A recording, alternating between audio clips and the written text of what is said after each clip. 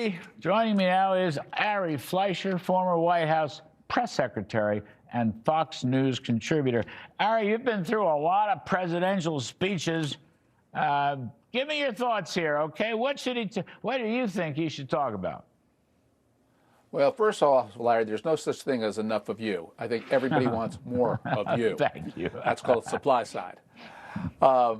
Look, I think you nailed it, actually. What Donald Trump needs to do is get the American people to have confidence that there will be an economic boom. There has been so much strife, especially when you read in the media about tariffs and you read the uneven, choppy ways the economy seems to be right now. Donald Trump has to give people faith that the same boom that he was able to create in the first term just prior to COVID, where growth, especially for blue-collar workers, exceeded growth in wages for the upper-income people. The income gap shrank. We had a booming economy. He needs to give people hope and reason to see that that is coming in 2026. So you're right about this speech should be more about the future than the past. That's where people are focused. Yeah, and you know, it's so funny. He can rebut. There's a lot. The numbers are on his side. I guess that's what I'm trying to say. Even the latest data is on his side. I mean, retail sales, for example, and here you're in Christmas season, retail sales up 10% at an annual rate for the last month that recorded, which was October. People complain, but the fact of the matter is they're out there shopping. And there, you know, long lines everywhere. I would talk about factories are being built. I had the head of Ford Motor Company, okay, was it last night or the night before, and he's given up on electric vehicles. He's now settling down and making cars and trucks that people are going to buy and so forth. He's building a new factory. A new factory means jobs, wages, you know, the whole story. This is what I think Mr. Trump should talk about, some of these anecdotes, for example. I mean, people are investing in the United States from all over the world. I don't know what the right number is. I know he sometimes exaggerates, but even if he gets, you know, if he gets 10 trillion instead of 20 trillion, it's still an amazing thing. That's the kind of stuff I'd like to hear him talk about. This, you know, we need a boost. We need optimism, Ari. We've had all these horrible stories in Australia and, you know, Providence, Rhode Island, and my God. We need, you know, Trumpian optimism. That's the way I see it. I think there are two other pieces in play here. One, he needs to practice this speech. If he's giving a speech, and I haven't heard yet if it's an Oval Office address or somewhere else in the White House, but if he is looking in a camera and talking into a teleprompter, it's not his strength. It's not his style. He did it a couple times in the first term, and he seemed to lose altitude halfway through. He kind of got bored with his own remarks. He needs to practice that speech and really be good at it. It's not an easy thing for anybody, including a president, to do. The second thing, Larry, that he needs to do is really stop with the extracurricular activities. He's been hurting and competing with himself. Things like his remarks about Rob Reiner's death and attacking Rob Reiner for Trump derangement syndrome is just so off-key, off-message. It bothers people from just a pure ethics point of view. The plaques that they just put up with the very derisive statements about Barack Obama and his predecessors on that presidential walk.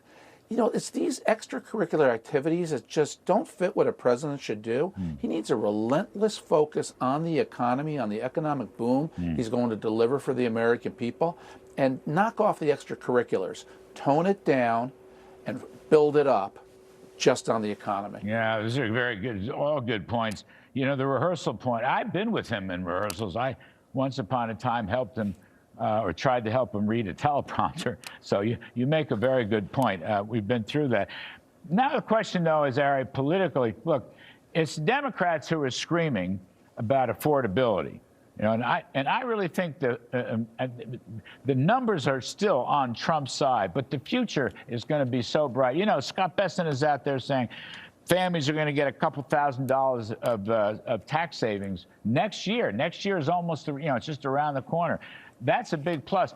But my question to you is, how much does he respond to the Democrats' criticism? They're criticizing him on everything. They want big health care spending bill, Obamacare. They're criticizing him on affordability. They're criticizing him for trying to take out Maduro and, you know, the drug situation in Venezuela. How much does he respond to the Democrats?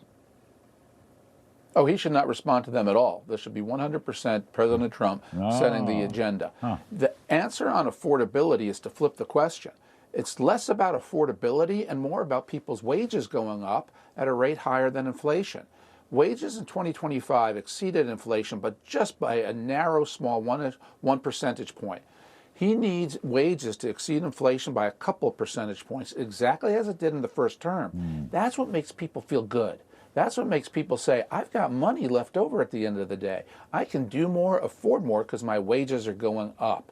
That's where you've got to hope that the big, beautiful bill with its tax cuts that it put in there, particularly for businesses, will get passed on to working people, that the no tax on tips, no tax on Social Security, these types of things start to help people who are struggling, middle income, lower middle income, give them that economic boost.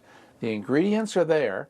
He needs to tie it together, explain what he did, and how that leads to a better, stronger 2026. You know what else, Ari? On the same point, and it's great stuff you're saying, the drop in oil prices, which is unbelievable. It's about $55 a barrel now.